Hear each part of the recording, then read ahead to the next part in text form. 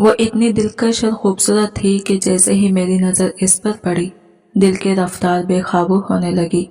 ऐसा महसूस हुआ जैसे एक लम्हे में मेरा होशो हवास मुझसे दूर कहीं खो गए हों। नजरें हटाने का सवाल ही पैदा नहीं होता था, बस दिल चाह रहा था कि इसे मुसलसल देखता ही रहूं। वो थोड़ा सा घबराई हुई मेरी तरफ देखते हुए बोली, छोटे मालिक, मैं नसरीन हूँ, अम्मा की बेटी। अम्मा बीमार हैं, इसलिए उनकी जगह पर मैं आई हूँ। इसने अपना तारुफ करवाया तो मैंने लाशरी तौर पर इसे ऊपर से नीचे तक देखा। इसका अंदाज, इसका लिबास, इसका वक़ार कुछ भी इस बात की गवाही नहीं दे रहा था कि वो किसी मुलाजिमा की बेटी है। इसकी सादगी तक में एक अजीब सी कशिश थी। मेरी नज़र जैसे ही इसमें उलझ कर रह गई थी और दिल में ना जाने कैसी नई कैफियत जागने लगी थी। वह हिचकिचाते हुए बोली, जी मैं आपके कमरे की सफाई करने आई हूँ। इसके लहजे में यह अनजानी सी मासूमियत थी, मगर मैंने सर्द बहरे लहजे में कहा, हाँ ठीक है करो, मैंने कब रोका है। वो खामोशी से झाड़ू लगाने लगी। मैंने आईने में झांका तो मेरी ही शक्ल मुझे वापस हकारत से देखती महसूस हुई। मेरी सांवली रंगत और चीचक के दाग जैसे हर बार मेरे वजूद पर तनस करते थे। एक पल को मैंने दूसरी तरफ देखा तो वो लड़की फौरन नजरें चुरा गई। शायद वो भी मुझे ज्यादा देर तक देख नहीं पाती थी। मुझे अपनी जात पर एक गहरी चुभन महसूस हुई। वही पुराना एहसास, वही पुरानी तकलीफ कि मैं सिर्फ दौलत का वारिस हूँ, सूरत का नहीं। मेरी शक्ल ने हमेशा हर लड़की को मुझसे दूर भगाया था। मैं 23 बरस का हो चुका था, लेकिन बेपनाह दौलत के बावजूद कोई भी लड़की शादी के लिए तैयार ना हुई। हर कोई वजह बताए बगैर इनकार कर देती थी। यह मुसलसल इनकार मुझे अंदर से टुकड़ों में बांट देता था और इसीलिए मैं हर वक्त चिड़चिड़ा, तलख और बददिल रहने लगा था। मेरा वालिद बरसों पहले दुनिया से चला गया था और माँ भी बीमारी की पोंछ तले दबी रहती थी। घर में दौलत तो बेहिसाब थे, मगर मोहब्बत, तवज्जो और सुकून जैसे लफ्ज मेरे लिए अजनबी बन चुके थे। अक्सर औकात में सोचता था कि अगर किस्मत ने चेहरा खूबसूरत दे दिया होता तो शायद ये तन्हाई मेरा मुकद्दर ना बनती, मगर इंसान सब कुछ चुन तो नहीं सकता। नसरीन की मौजूदगी ने पहली बार मुझे यह एहसास दिलाया कि शायद जिंदगी अब भी मुझे कोई नया मोड़ दे सकती है अगर मैं इसे कबूल करने की हिम्मत रखूं। मेरी दौलत देखकर लोग पहले तो बड़े इश्तिकाक से रिश्ते के लिए हाँ कर देते, लेकिन जैसे ही मेरी सूरत पर इनकी पहली नजर पड़ती, इनके चेहरों पर एक अनजाना सा खौफ उतर आता। वो फौरन नजरें चुराकर उठ खड़े होते, जैसे मेरी बदसूरती ने इन पर कोई भारी बोझ डाल दिया हो। मैंने अमीर खानदानों में भी कोशिश की और मुतवासित घरों में भी, मगर हर बार लड़कियों की आंखों में अपनी शक्ल के लिए हकारत देकर मेरे दिल में औरत नामी मखलूक के लिए एक गहरी तलखी जन्म ले चुकी थी। लेकिन हुस्न एक ऐसी ताकत है जो चाहकर भी इंसान के दिल को जकड़ लेती है। इस लड़की में तो वैसी कशिश थी जो मैंने पहले कभी नहीं देखी थी। वो एक मुलाजिमा की बेटी थी, मगर इसके हर खतो खाल में एक अनोखी दिलरुबाई छुपी हुई थी। इसकी आंखों में मासूम चमक, इसका कोमल चेहरा, इसकी बारीक तराशी हुई नाक, यह सब देखकर मेरा दिल चाहता था कि इसके हाथ से झाड़ू लेकर दूर फेंक दूं और इसे अपने सामने बिठा लूं, ताकि बस इसे देखता रहूं। कुछ चेहरे ऐसे होते हैं जिन्हें देखकर देखते रहने की ख्वाहिश कम होने के बजाय और शिद्दत इख्तियार कर लेती है, और वो इन्हीं में से थी। मगर मेरी बदसूरती इसके लिए भी रुकावट थी। वो मुझसे नजरें मिलाने से भी घबराती थी, और मैं एक ऐसा शख्स जो जिंदगी भर मोहब्बत की भीख मांगता रहा, दिल के अंदर ही अंदर चाहता था कि काश कोई मुझे पसंद करे, कोई मुझे नजर भर कर देखे। ये ख्वाहिश तो हर इंसान के दिल में होती है, चाहे वो माने या ना माने। मैंने लहजा नरम करते हुए पूछा, तुम्हारी अम्मा ठीक हो जाए तो फिर वही काम पर आएगी ना? वह हल्की सी झकझक के साथ बोली, जी छोटे साहब, अम्मा ही आएंगी। मैं तो सिर्फ इनकी बीमारी के दिनों में आती हूँ। मैंने बात आगे बढ़ाने के लिए पूछा, और घर में बाकी वक्त क्या करती हो? वो आहिस्ते से बोली, छोटे बहन भाइयों को देखती हूँ, उनकी पढ़ाई और जिम्मेदारियां संभालती हूँ। इसके लहजे में ऐसी नरमी और जिम्मेदारी थी कि मुझे पहली बार एहसास हुआ कि ये लड़की शायद अपनी उम्र से कहीं ज्यादा बोझ उठाए हुए हो। इसकी आंखों में एक थकी हुई रोशनी थी जो मुझे अजीब तौर पर अपनी तरफ खींच रही थी। इस दौरान मेरी नजरें इसके गुलाबी होठों, लंबी झालरदार पलकों और दूध जैसी शफाफ रंगत पर जमी रही। इसकी बड़ी बड़ी आंखों में एक अजीब सा जादू था, जैसे वो अपने अंदर कोई पुरानी कहानी समेटे बैठी हो। मैं खुद को इसके सरापे से हटाने में नाकाम हो जाता जा रहा था। मैंने आहिस्ता से कहा, मेरी वालिदा अक्सर बीमार रहती है। मैं चाहता हूँ कि कोई ऐसी मुलाजिमा रख लूँ जो 24 घंटे इनका ख्याल रख सके। वो पूरी तवज्जो से मेरी बात सुन रही थी, तो मैंने अगला जुमला और भी नरम लहजे में कहा, अगर तुम ये काम कर लो तो मैं तुम्हें दुगनी तनख्वाह दे सकता हूँ। हालांकि घर में पहले ही एक नर्स मौजूद थी, मगर असल सच तो ये था कि मैं इसे अपने करीब रखना चाहता था। सिर्फ इसे देखते रहने की ख्वाहिश मेरे सीने में जोर पकड़ती जा रही थी। मेरी बात सुनकर इसकी आंखों में उम्मीद की हल्की सी रोशनी उभर आई। वो बेयकीनी और खुशी मिले हुए लहजे में बोली, वाकई साहब जी, अम्मा को तो आप 10,000 देते हैं, क्या मुझे 20,000 देंगे?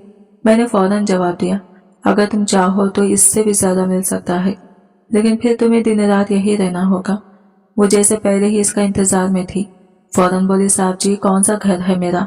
ये एक छोटा सा कमरा और इतना तंग सा सहन कि सारे बहन भाइयों के साथ बामुश्किल जगह बनती है। न पंखा है न बिजली, रात भर मच्छरों का राज होता है। आपके क्वार्टर तो बहुत अच्छे हैं, वहां तो हर कमरे में सहूलत है। वो अपनी गुर्बत का दर्द यूं सादा लफ्जों में बयान कर रही थी कि मैं पहली बार इसकी जिंदगी की तलखी को महसूस करने लगा। मैं इसे गौर से सुनता रहा और मेरे दिल में इसके लिए एक अजीब सी नरमी पैदा हो गई थी। मैंने कुछ लम्हे बाद कहा, अगर तुम अपनी माँ यानी नसरीन बीबी का काम भी साथ संभालो तो मैं तुम्हारी तनख्वाह 50,000 कर दूंगा। ये सुनते ही इसकी बड़ी आंखें हैरत से मजीद खुल गईं, जैसे किसी ने इसके ख्वाबों का दरवाजा अचानक खोल दिया हो। इसके चेहरे पर खुशी की हल्की मगर वाज़ा झलक नमूदार हो गई। वो खुशी से भरे लहजे में बोली, मैं आज ही अम्मा से बात करूंगी, मुझे नहीं लगता वो इनकार करेंगी। 50,000 तो हमारे लिए बहुत बड़ी बात है। इस लम्हे मुझे पहली बार एहसास हुआ कि मैं सिर्फ एक मुलाजिमा नहीं रख रहा, बल्कि शायद अपनी तन्हाई के खालीपन में किसी ऐसे वजूद को बुला रहा हूँ जो चाहे अनजाने में ही सही मेरे दिनों में कुछ रंग भर दे।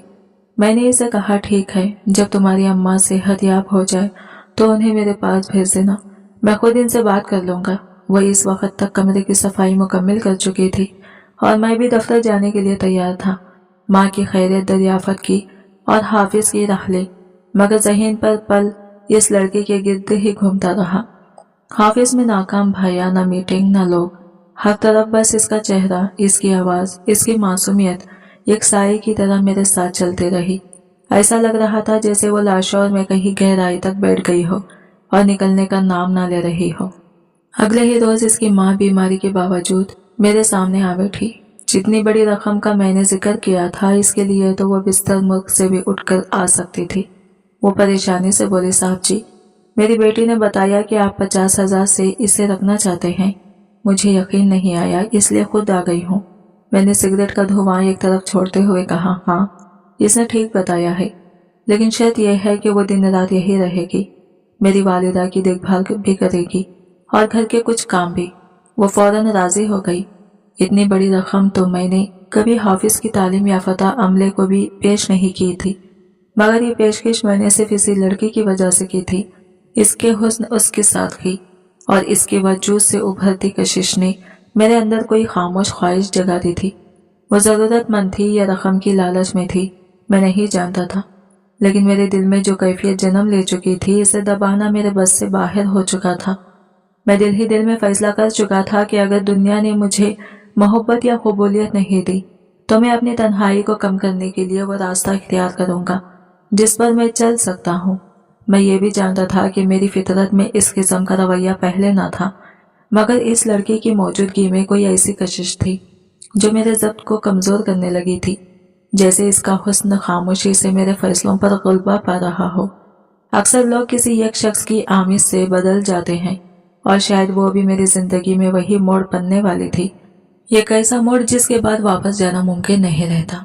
मेरी वालिदा की देखभाल के लिए तो पहले ही एक तरबियत याफ्ता नर्स मौजूद थी, लेकिन हकीकत ये थी कि मैंने इस लड़की को माँ के लिए नहीं अपने करीब रखने के लिए चुना था। इसी शाम वो अपनी छोटी सी पोटली संभाले हुए आ पहुंची। नरमी से बोली, साहब जी, बता दें मेरा कमरा कौन सा है, कपड़े रख दूं, फिर सफाई वगैरह कर लूंगी। इसकी माँ आधी पेश की रकम लेकर रुखसत हो चुकी थी। मैंने इसकी तरफ देखकर कहा, तुम क्वार्टर में नहीं रहोगी। वह हैरत से ठिठक गई, जैसे मेरी बात पूरी तरह समझ ना पाई हो। मैं इसे अपने कमरे के साथ वाला कमरा दिखाने ले गया। यह कुशादा, साफ सुथरा, मुकम्मल सहूलतों से आरास्ता कमरा, एसी, आरामदा फर्नीचर, और बाकी ज़रूरी सामान सब मौजूद था। कमरा देखकर इसके चेहरे पर हैरत भरी मुस्कुराहट फैल गई। वो खुशी से बोली, सच साहब जी, मैं इसी कमरे में रहूंगी। मैंने संजीदगी से कहा, हाँ, क्योंकि मेरी वालिदा की तबीयत कभी भी खराब हो सकती है। ऐसे में मैं तुम्हें दूर क्वार्टर से बुलाने नहीं जा सकूंगा। अगरचे क्वार्टर में इंटरकॉम की सहूलत भी मौजूद थी, लेकिन असल वजह यही थी कि मैं इसे अपने करीब चाहता था। यह बात मैं खुद से भी छुपाने की कोशिश कर रहा था। वो इस इंतजाम पर वाकई खुश दिखाई दे रही थी। पूरी मेहनत से घर की सफाई की, बर्तन धुए और बाबाचंद के साथ मिलकर खाना भी तैयार किया। इसे काम करते देखकर अंदाजा होता था कि गुर्बत के बावजूद इसमें मेहनत और शुक्रगुजारी दोनों मौजूद है। रात को जब मैं दफ्तर से घर लौटा तो वो किचन की फर्श पर बैठी चुपचाप खाना खा रही थी। मुझे देखकर मोहतबाना अंदाज में सलाम किया। मैंने रुककर कहा, यहाँ नीचे क्यों बैठी हो? वो सादगी से बोली, साहब जी, खाना खा रही थी। मैंने कहा, उठो यहाँ से। फिर बाबाचंद को आवाज देकर कहा, खाना दोबारा गर्म करो और टेबल पर लगाओ, और तुम अपने कमरे में चली जाओ। मेरी वालिदा ज्यादातर फालिज के पास अपने कमरे तक महदूद थी और नर्स हर वक्त इनके पास मौजूद रहती थी, लिहाजा लॉन्च में अकेला मैं ही खाना खाता था। जब खाना मेज पर लगने लगा तो मैंने दूर ही इसे आवाज दी। इस लम्हे मुझे एहसास हुआ कि ना जाने क्यों इसकी मौजूदगी से घर में एक अजीब सी रौनक महसूस होने लगी है, जैसे वो खामोशी से इस खाली मकान को जिंदगी दे रही हो। मैंने आहिस्ता से कहा, 1 मिनट जरा मेरे कमरे में आओ। वो अपना खाना वही छोड़कर खामोशी से मेरे पीछे चल पड़ी। इसके चेहरे पर सादगी और अदब झलक रहा था, जैसे हर हुक्म को हर्फे आखिर समझकर मानने की आदत हो। मैंने एक शॉपिंग बैग इसके हाथ में थमाया और नरम लहजे में कहा, जाकर नहा लो और ये नए कपड़े पहन लेना। तुम हमेशा पुराने कपड़े में काम करती हो, थोड़ा अच्छा पहन लिया करो। वो हल्की सी शर्मिंदगी के साथ बोली, साहब जी, हम लोग तो ऐसे ही रहते हैं। मैंने इसकी झुकी निगाहों को देखकर कहा, आज खाना तुम मेरे साथ मेज पर बैठकर खाओगी। यह घर तुम्हारा भी है, अपने आप को कमतर ना समझो। मेरे अल्फाज इस पर शायद गैर मुतक़ा थी। इसने फौरन सर हिलाया और बैग लेकर अपने कमरे की तरफ चली गई। घर के बाकी मुलाजिम में पहले ही इनके क्वार्टर भेज चुका था और पूरे घर में एक अजीब सी खामोशी फैल गई थी, जैसे किसी अनदेखे वाक़ये का इंतजार हो। मेरा दिल बेवजह तेजी से धड़क रहा था। कुछ लम्हों बाद जब वो बाहर आई तो मैं चंद सानियों के लिए हैरत ज़्यादा रह गया। साफ सुथरे लिबास और संजीदा अंदाज ने इसकी शख्सियत को अक्सर बदला हुआ कर दिया था। इसकी मासूमियत में एक नया वक़्त शामिल हो गया था। वो खुद भी कुछ घबराई हुई दिखाई दी, बार बार दुपट्टा संभालती, कभी हाथों की उंगलियां मरोड़ती और कभी नजरें नीचे झुका लेती। इसके अंदाज में वो सादगी थी जो इंसान को गैर महसूस तरीके से अपनी तरफ खींचती है। मैंने इशारे से इसे टेबल पर बैठने को कहा। वो आहिस्ता से बैठ गई और मैंने खुद इसकी प्लेट में खाना रखा तो इसने हैरत भरी नजरों से मेरी तरफ देखा, जैसे इससे यकीन न आ रहा हो कि कोई मालिक अपने मुलाजिम के साथ यूं पेश आ सकता है। खाओ, मैंने नरमी से कहा। वो कांपते हुए हाथों से निवाला उठाने लगी। मैं खामोश रहा, मगर मेरे अंदर अजीब कैफियत जन्म ले रही थी। जज्बात, एहसास बरतरी, तन्हाई की शिद्दत, सब कुछ गटमट हो चुका था। खाने के बाद मैंने कहा, चाय बनाकर मेरे कमरे में ले आना। चाय एक बहाना थी, ये बात मैं खुद भी जानता था। मैं सिर्फ इतना चाहता था कि वो चंद लम्हे और मेरे करीब रहे, ताकि इसकी मासूमियत और खामोशी को जरा और समझ सकूं। मैं अपने कमरे की तरफ बढ़ा और पहली बार महसूस हुआ कि घर की लंबी राहदारी में चलते हुए मेरे कदमों में एक अजीब सा सरफ शामिल है, जैसे कोई फैसला, कोई ख्वाहिश या कोई कशिश मेरे अंदर खामोशी से करवट ले रही हो। मुझे नहीं मालूम था आने वाले लम्हे मुझे कहाँ ले जाएंगे, लेकिन इतना जरूर महसूस होता था कि इस लड़की की आमद मेरे परसुकून मगर बेरूह जिंदगी में कोई बड़ा तूफान लेकर आई है। कुछ ही देर में वो धीरे से दरवाजा खोलकर चाय ले आई और मेज पर रख दी। इसके हाथों में कप हल्का सा लरस रहा था, जैसे वो इस माहौल में पूरी तरह खुद को मुतमईन महसूस नहीं कर रही थी। मैंने कुर्सी की तरफ इशारा करते हुए कहा, यहाँ बैठ जाओ मेरे सामने। वो चौंकी, फिर हिचकिचाते हुए बोली, साहब जी, अगर आप इजाजत दे तो मैं अपने कमरे में चली जाऊं, रात काफी हो गई है। मैंने नरमी से पूछा, ऐसा क्यों लग रहा है, क्या मुझसे घबराओगी? वो फौरन बोली, नहीं नहीं, ऐसा कुछ नहीं, बस देर हो रही है। मैंने थोड़ा सा संजीदा होकर कहा, बैठ जाओ, मुझे तुमसे सिर्फ चंद बातें करनी है। इसके कदम जैसे रुक गए। वो खामोशी से सामने वाली कुर्सी पर बैठ गई, मगर इसके चेहरे पर तशवीश की हल्की सी परछाई थी। जैसे इसे अंदाजा हो कि गुफ्तगू की सिमत बदलने वाली है। मैंने साइड टेबल का दराज खोला और वहां से खूबसूरत कांच की चूड़ियां निकालकर उसके सामने रख दी। रोशनी पड़ते ही चूड़ियों में ऐसी चमक उभरी कि इसकी आंखें हैरत से रोशन हो गई। वो मासूमाना खुशी से बोली, ये मेरे लिए है साहब जी? हाँ, तुम्हारे लिए ही, मैंने आहिस्ता से कहा। इसने चूड़ियां संभाल कर पहन ली। वो रंग इसके हाथों पर जैसे खास तौर पर इसके लिए ही बने थे। सादगी के साथ खूबसूरती की ये कलक झलक। कुछ लम्हे खामोश रही, फिर बेख्तियार मैंने पूछ लिया, एक बात बताओ, तुम्हें मैं कैसा लगता हूँ? सवाल निकला तो मुझे खुद भी हैरत हुई। शायद तन्हाई, शायद अंदर की बेबसी, या शायद वो ख्वाहिश कि कोई एक शख्स मुझे बगैर ज़ाहिरी शक्ल देखे समझे। मेरे सवाल पर वो चौंकी, इसकी पलकें लरजने लगी और वो नजरें झुकाकर बैठी रही। इसकी खामोशी मुझे अंदर तक काटने लगी।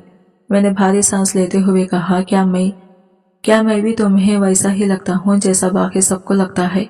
मेरा चेहरा, मेरा दाग, क्या तुम भी इनकी वजह से मुझसे दूर रहना चाहती हो? वो लड़की फौरन सीधी होकर बैठी, जैसे मेरी बात ने इसे झंझोड़ दिया हो। नहीं साहब जी, वो गहरे लहजे में बोली, आप ऐसी बातें क्यों कर रही हैं? मैं तो ऐसा सोच भी नहीं सकती। आप बहुत अच्छे हैं, आपका दिल साफ है, आपका बर्ताव लोगों से बेहतर है। मैंने कभी किसी मालिक को इतना नरम दिल नहीं देखा। इसकी आवाज में सच्चाई थी और इसके अल्फाज मेरे अंदर बरसों से जमे बोझ पर जैसे किसी ने मरहम रख दिया हो। पल भर के लिए यूं लगा कि शायद सारी दुनिया की नफरत भूलकर सिर्फ एक सच्ची बात इंसान को बदल सकती है। इसने मासूम मुस्कुराहट के साथ कहा, साहब जी, आपने जितनी अनायत की है, हमारी बस्ती में तो लोग ख्वाब में भी ऐसे कपड़े नहीं देखते। ईद हो या शादी, हम तो वही सादे कपड़े पहनते हैं और ये चूड़ियां अम्मा हमेशा सस्ती वाली ला देती हैं। मैं पहली बार ऐसी खूबसूरत चूड़ियां पहन रही हूँ। आप दिल के अच्छे हैं, दाग चेहरे के हों तो क्या फर्क पड़ता है? असल तो नीयत की खूबसूरती होती है। इसके अल्फाज अजीब तरह से दिल में उतरते चले गए, जैसे बरसों के बोझ तले दबी कोई रगे एहसास पहली बार सांस ले रही हो।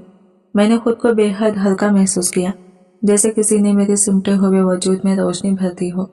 मैंने आहिस्ता से कहा, अच्छा, बहुत रात हो गई है, तुम जाकर आराम करो।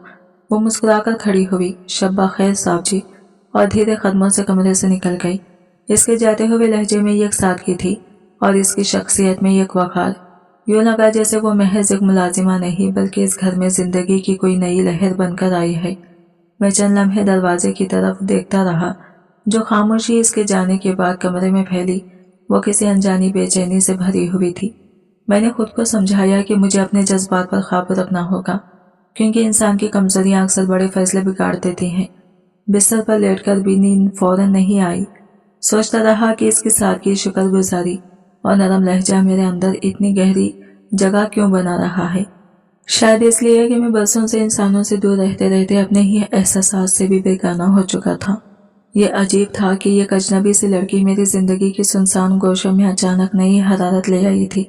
सुबह मेरी आंख खुली तो हैरत से देखा कि वो किचन में खामोशी से नाश्ता बना रही थी। मैं बेअख्तियार इस तरफ चल पड़ा, हालांकि मैं कभी किचन की तरफ आता भी नहीं था। पता नहीं क्यों, शायद वो घर में पहली ऐसी मौजूदगी थी जिसने मुझे खुद अपने रवैयों पर गौर करने पर मजबूर कर दिया था। मुझे देखते ही वो चौंक कर बोली, क्या हुआ साहब जी, आपको कुछ चाहिए? मैंने इसकी तरफ देखते हुए कहा, तुमने फिर वही पुराने कपड़े पहन रखे हैं। कल मैंने तुम्हें जो नए सूट दिए थे उनमें से कोई क्यों नहीं पहना? वो हल्की सी मुस्कुराहट के साथ बोली, साहब जी, वो कपड़े तो इतने अच्छे हैं कि हमारे यहाँ लोग शादी ब्याह पर पहनते हैं। मैं घर के काम के लिए इतने खमीज कपड़े कैसे पहन लो? इसकी बात में सच्चाई भी थी और झुक भी। मैं कुछ देर इसे देखता रहा, फिर खामोशी से किचन की दरवाजे की जानिब बढ़ा और कहा, देखो, मैंने वो कपड़े तुम्हें इसलिए नहीं दिए कि वो तुम्हारे संदूक में रखे रहें। तुम इस घर का हिस्सा हो, तुम्हारी ज़ाहिरी हालत भी अच्छी होनी चाहिए, इसलिए जाओ तैयार होकर आओ, चूड़ियां भी पहन लेना, वो तुम पर बहुत जचती हैं। वो कुछ लम्हे मेरी बात को टटोलती रही, जैसे फैसला करना इसके लिए आसान नहीं था, मगर फिर वो धीरे से सर हिलाकर अपने कमरे की तरफ चली गई। जब वो लौटी तो इसके अंदाज में एक तरह की संजीदगी और वक़ार था। जो लिबास वो पहनी हुई थी इसने इसकी शख्सियत को बिल्कुल बदल दिया था। यूं लगा जैसे वो इस घर की एक जिम्मेदार फर्द हो, एक ऐसी मौजूदगी जो घर का माहौल बदल दे।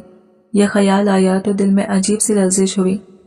मैं पहले इसे महज एक खूबसूरत चेहरे के तौर पर देखता था, एक वक्ती खशिश समझकर नजरअंदाज करना चाहता था, लेकिन अब सूरत हाल बदल रही थी। मुझे महसूस होने लगा कि मैं इसकी मौजूदगी से सिर्फ मुतासिर नहीं हो रहा, बल्कि इसकी सादगी और मेहनत मेरी सोच की जाविये बदल रही थी। मैंने अंदर ही अंदर एतराफ़ किया कि मेरे दिल में पैदा होने वाली चाहत अब महज ज़ाहरी कशिश नहीं रही थी।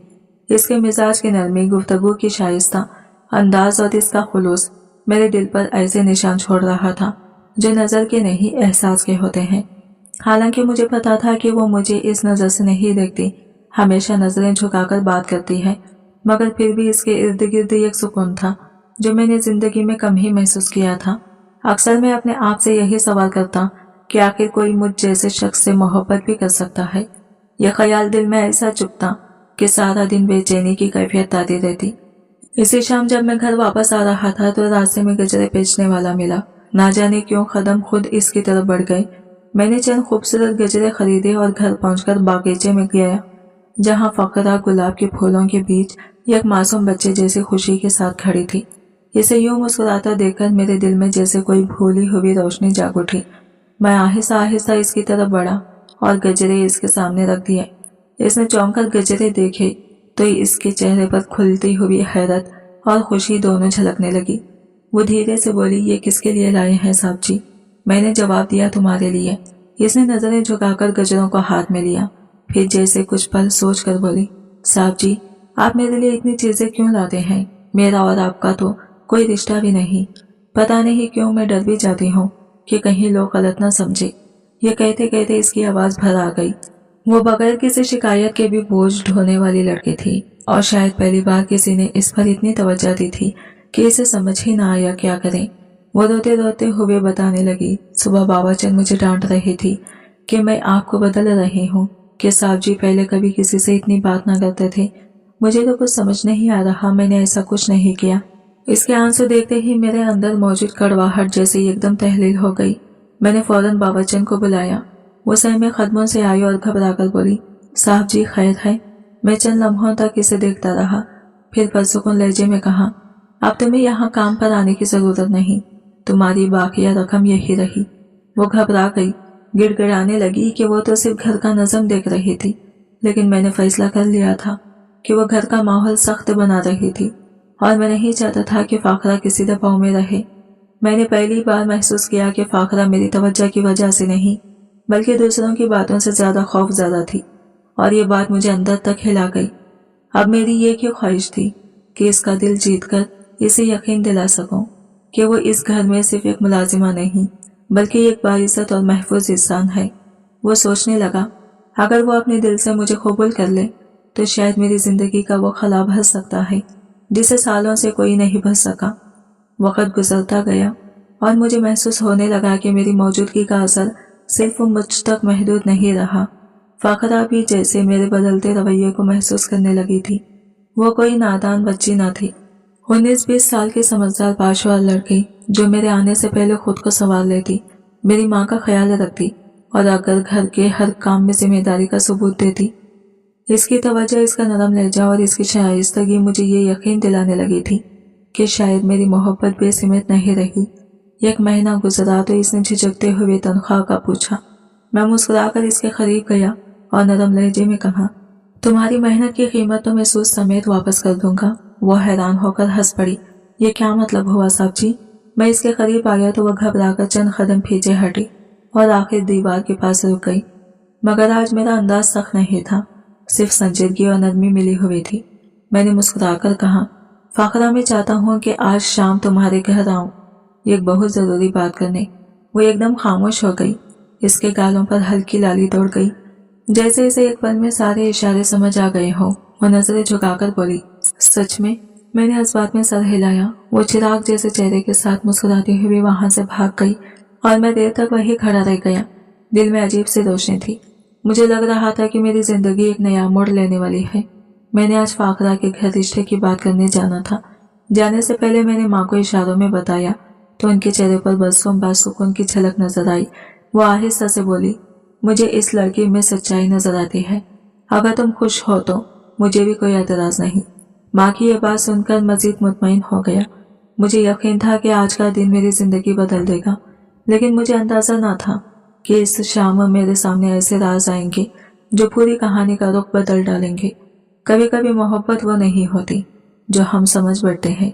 जिंदगी खुद बताती है कि दिल की ख्वाहिश और हकीकत दो मुख्तलिफ रास्ते भी हो सकते हैं। मैं घर से निकलते हुए ये सोच रहा था कि शायद नेकी और भलाई के पीछे अल्लाह की खुशनुदी ही छुपी होती है। अगर इंसान किसी जरूरतमंद के सर पर हाथ रखे तो रब भी इसके लिए आसानियां पैदा करता है। इसी सोच के साथ मैं शगुन का सारा सामान लेकर ड्राइवर के हमरा इस बस्ती की तरफ रवाना हुआ जहां फाखरा अपनी माँ के साथ रहती थी। गली में दाखिल हुआ तो तंग राहें, इधर उधर बिखरा किचरा और नंगे पांव दौड़ते छोटे बच्चे, सब मंजर बेहद अफसोसनाक थे। दिल में आया कि फाखरा जैसी बाशुअर और नेक लड़की इस माहौल की हकदार हरगिज नहीं थी। रास्ता ज्यादा तंग होने की सबब में गाड़ी से उतरकर पैदल ही चल पड़ा। कुछ कदम आगे बढ़ा तो 2-3 लड़के एक दीवार के साए में खड़े नजर आए। इनमें से एक के हाथ में आधी बुझी हुई सिगरेट थी और वो मुझे इस तरह घूर रहा था जैसे मैं किसी और ही दुनिया में आदमी हूँ। मैं जब इनके पास से गुजरा तो वह अचानक मेरे सामने आ खड़ा हुआ और बोला, साहब, आप जैसे लोग यहाँ कम ही दिखाई देते हैं, यहाँ कैसे आना हुआ? मैंने बात टालने के लिए मुस्कुराकर जवाब दिया, यहाँ मेरे कुछ रिश्तेदार रहते हैं, इन्हीं से मिलने आया हूँ। मगर वो लड़का मेरे पीछे पीछे आने लगा और मुसलसल सवालात करता रहा। कौन से रिश्तेदार? कभी देखा नहीं आपको? किस घर में जा रहे हैं? इब्तिदा में मुझे इसकी बेजामिद मुदाखलत नागवारी गुजरी, लेकिन एहसास हुआ कि मजीद उलझना मुनासिब नहीं, इसलिए मैंने साफ साफ कह दिया, मैं एक औरत के घर जा रहा हूँ, इनकी बेटी के रिश्ते की बात तय करने। मेरी बात सुनते ही इस लड़के का चेहरा जैसे बेजान हो गया। इसके हाथ की सिगरेट छूटकर जमीन पर जा गिरी। वो लरसती आवाज में बोला, फाखरा, आप फाखरा की बात कर रहे हैं? मैं चौंक कर रुक गया। इसकी आंखों की घबराहट बढ़ती गई। वो बोलता चला गया, वो मेरी मोहब्बत है, इसने मुझसे वादा किए थे, हमारी शादी होने वाली थी। इसकी आवाज इतनी बुलंद थी कि साथ खड़े बाकी लड़के भी करीब आ गए। वो हैरत, गुस्से और टूटे हुए यकीन के मिले जुले लहजे में बोलता रहा कि फाखरा इसके साथ जीने मरने की कसमें खाती थी और वो दोनों एक अरसे से एक दूसरे को जानते थे। मैं पल भर को साकित रह गया। यूं लगा जैसे किसी ने मेरे कदमों तले से जमीन खींच ली हो।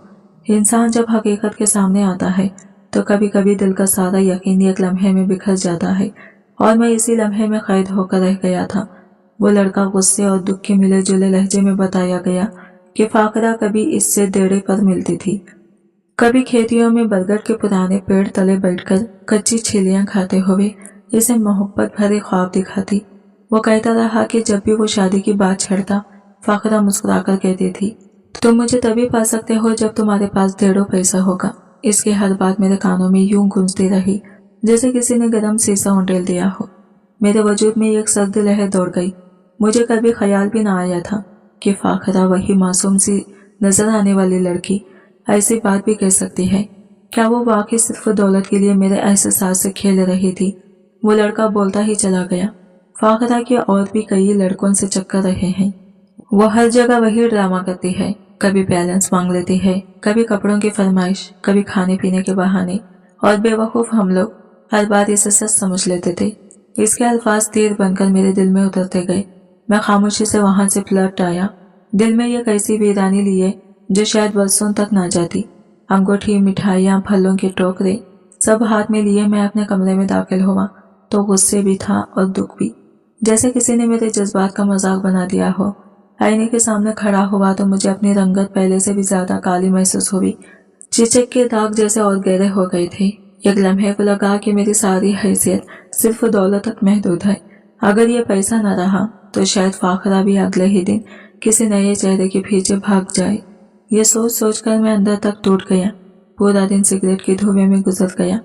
दिन ढला तो लगता था जैसे मैं कई बरस बूढ़ा हो चुका हूँ। कभी कभी आदमी मोहब्बत नहीं, अपनी सच्चाई खोने से डरता है और मैं इसी खौफ में डूबा हुआ था। अगले रोज जब फाखरा सामने आई तो इसके चेहरे पर सख्त नाराजगी थी, जैसे मैंने इसके साथ कोई बहुत बड़ा जुल्म कर दिया हो। मैं ऑफिस के लिए टाई पहन रहा था कि वो बिना दस्तक दिए अचानक कमरे में दाखिल हुई। इसकी आंखों में नमी दे रही थी, चेहरा उदास और परेशान। मेरे सामने आकर रुकी और लरसती आवाज में बोली, कल आप क्यों नहीं आई? मैं तो पूरा दिन आपका इंतजार करती रही। अम्मा भी आपका रास्ता देखती रही। मैंने बिना इसकी तरफ देखे जेब से बटुआ निकाला और चंद नोट इसके हथेली पर रखते हुए सर्द लहजे में कहा, ये लो तुम्हारी तनख्वाह और अब जाओ अपना काम करो। मेरी सख्त आवाज सुनकर जैसे वो पत्थर की मूरत बन गई। आंसू पलकों से टपकते हुए बोली, आबिदी आप क्या कह रहे हैं? मैं झुंझला उठा, जैसे मेरे अंदर भरा हुआ गुस्सा बाहर फट पड़ा हो। तकरीबन चिल्लाकर कहा, ओ शट अप, मालिक और नौकर का फर्क भूल गई हो क्या?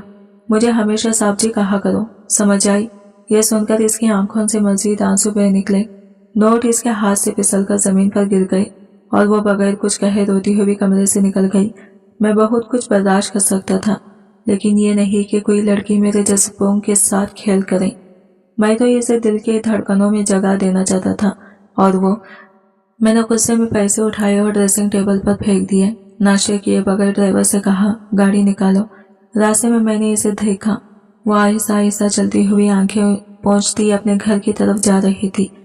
एक लम्हे को दिल चाहा कि गाड़ी रोककर इसे आवाज दूं, लेकिन जिद और गुस्से ने मुझे जकड़ लिया। मैंने नजर फेर ली, जैसे वो मेरे लिए कभी अहम थी ही नहीं। अगले रोज भी वो नहीं आई और ना ही कोई पैगाम, ना कोई वजाहत। लेकिन ना आने का दुख मेरे अंदर ऐसी बेचैनी बनकर खा जाने लगा कि खुद समझ ना आती थी। इसकी माँ खामोशी से घर का काम कर रही थी। जब मैंने इसे तनख्वाह दी तो आहिस्ता से बोली, सर जी मैं बीमार रहती हूँ, अब काम नहीं कर सकूंगी, आप चाहे तो फाकरा को बुला लें। मैंने फौरन पूछा, वो क्यों नहीं आ रही? तुमसे अच्छी तनख्वाह इसे और कौन दे रहा है? इस औरत ने सर झुका लिया, चेहरे पर अजीब सा दुख था। सिर्फ इतना बोली, हम गरीब जरूर हैं पर बेगैरत नहीं।